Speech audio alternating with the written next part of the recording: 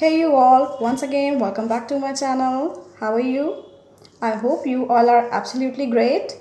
So students, as you all know that we have already started with our grammar section, and in the previous video we have covered what are sentences and how many types of sentences do we have. Okay, so in today's video what we're gonna do, we would be taking up certain sentences and we will try to translate them in different type of sentences. For example, we'll take one affirmative and we'll try to change that into interrogative, right? Then we will take up another sentence and we'll try to change that into negative so that you will have a clearer understanding of the sentences. So without any delay, let's get it started. So by now, you all know that sentences play a very important role in our life, right? For every time we have to use certain sentences and we have to change them according to the time phase. If we are talking about present tense, what we will be using? Obviously, we will be using helping verb is, right? If I'm talking about a third person, that is he, she, it. So for that, what I will use? I will say she is writing a letter. He is writing a story like this. Okay. And if I have to talk about I, with I, what will I use? So it depends upon my subject and my tense that what helping verb I will choose. Whether I'm talking about present tense or I'm talking about a past tense. Okay. So to have a better understanding of sentences, let's see this example. If I have this sentence, you are sitting on my chair.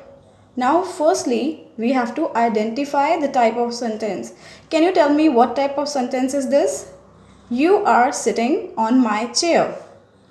This is what type of sentence? Very good. It is affirmative sentence. How can we say that it is affirmative sentence? We can say that it is an affirmative sentence because it is a simple sentence, right? It's a journal statement. It's a very simple sentence, right? And now, if I have to change this into a question, how can I change this sentence into interrogative sentence? Can you tell me how can I change that? Do you know how to change this sentence into interrogative? So to change this into interrogative sentence, what I will do? I will change the position of my subject. Just listen it carefully. I had this sentence, you are sitting on my chair, right? Here on the first position, we had you. Okay, you are sitting on my chair. Full stop. So here my sentence is complete. Now, if I have to change this into interrogative, what I will do? Obviously, I have to get that symbol of question mark and I have to change the position of my subject, right? So what I will do? My helping verb will come at the first position. So this R I will take as first position. I want to ask a question, right? So how can I say? Are you sitting on my chair? Question mark. Can you feel the difference? Just understand this tone. You are sitting on my chair. Simple statement. Are you sitting on my chair? Question mark. So this is my interrogative. Now if I have to change this into negative, how can I change this into negative? You are not sitting on my chair. Can you see? We have changed that into negative. How we have changed? How we have changed? By using not. You are not sitting on my chair. Full stop. So here my sentence is complete. Can you see the difference? If I say, go sit on my chair. So what is this? This is imperative. Can you see just one sentence and I have changed that into different sentences. Students, it's all about the structure of the sentence. Are you getting it? It's all about the tone, right? The structure, the position of the subject, helping verb and object. This magic is all of the subject, helping verb and object. You have to select it accordingly. That what you need in your sentence, right? Have you seen that most of the time those students write very good stories who have all the knowledge of tenses and about subject object? They can write good stories because they know how to form a sentence. So sentence structure is very important, right? It gives a base to our writing. Okay, so you must know how to form a sentence, right? Are you understanding this? Okay. So students, can you see the difference in the sentences? I have taken one sentence and that sentence I have changed in different sentences. Okay. It was assertive, and then I have changed this assertive or affirmative into interrogative, into imperative, and now let's talk about exclamatory sentence. If I have to change this sentence into exclamatory, now I told you that exclamatory sentences are used whenever we want to show our emotions, right? Whenever we want to show our feelings. So if I want to show my anger, how can I show that in this sentence? Can you tell me how can I show that? I can show by saying, "Dare you sit on my chair?" and exclamation mark.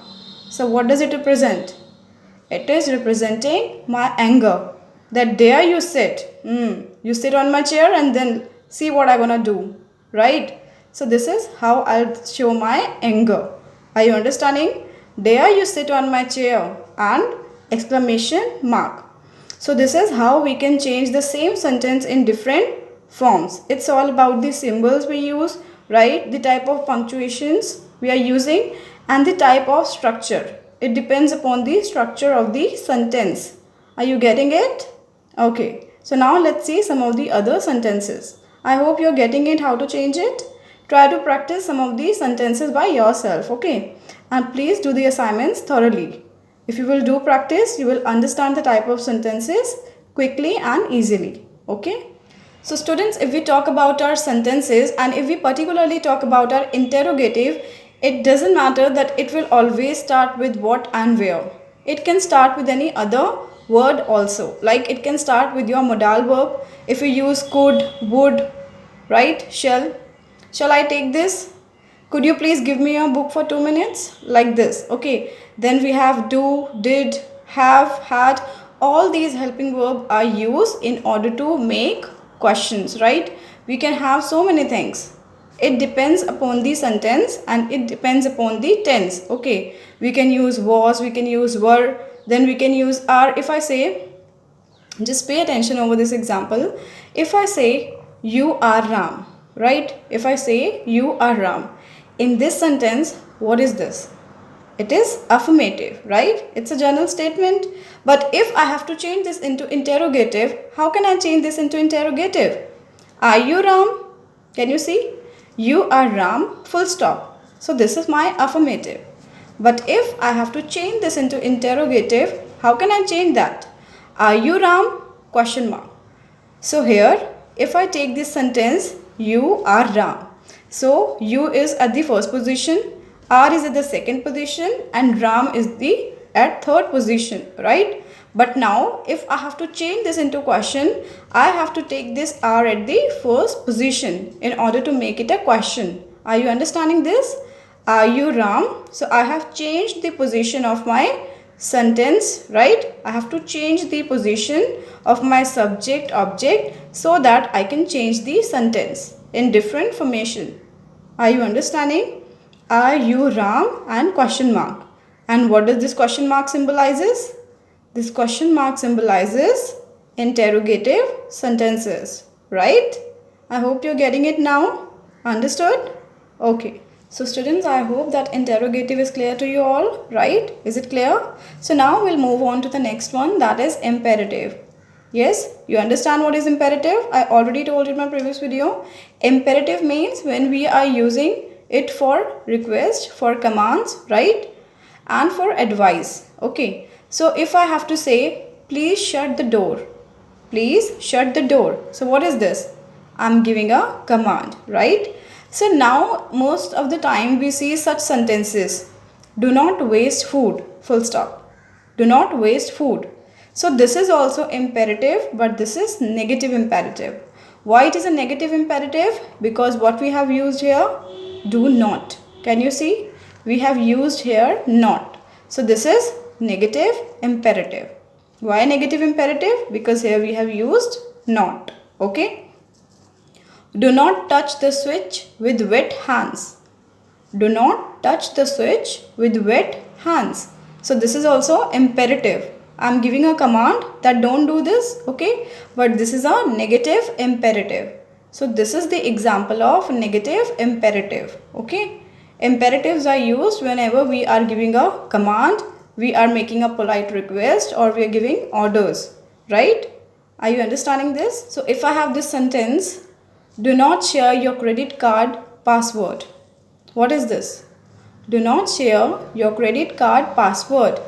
This is also imperative because I'm giving advice that don't do this, right? Don't share it. Don't share your password with others. So here I'm also giving advice. Okay. If I have to give instructions, cut open the seal with scissors. Cut open the seal with scissors. So this is what? Here I'm giving an instruction.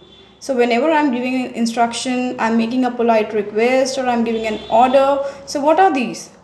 These are imperative sentences. Clear? So I hope all these examples will help you to frame the sentences and to identify so that you will use them in your day-to-day life correctly. So now let's quickly talk about our last one, exclamatory sentence. By now you all know that what are exclamatory sentences?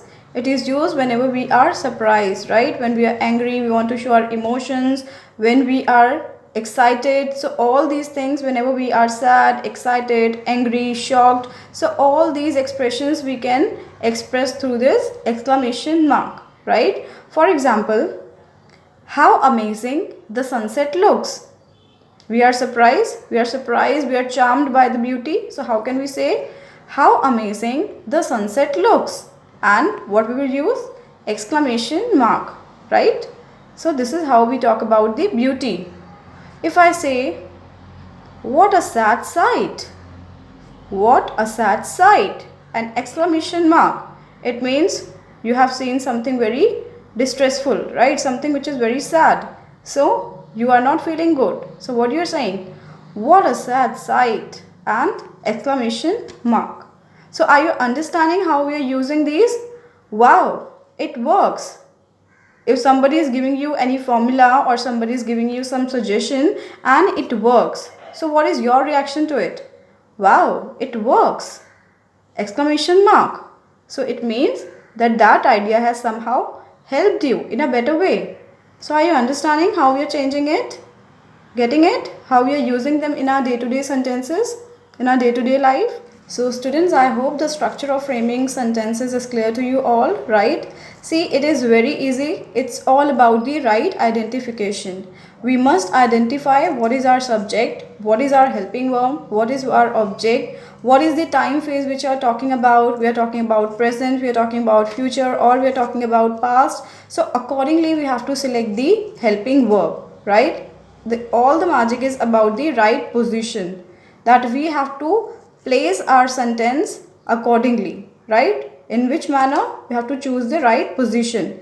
That at first position your subject should come, your helping verb should come. How to make that into interrogative? It's all about the magic of your creativity, that what you want. You should know the right usage, that where and when you have to use these sentences. Whether you want to frame interrogative, you are using as a simple statement, or you are changing that into exclamatory or imperative. Are you understanding this? So it's all about the understanding. Once you know the right structure, you can easily frame sentences by yourself. And it's all about taking the right step.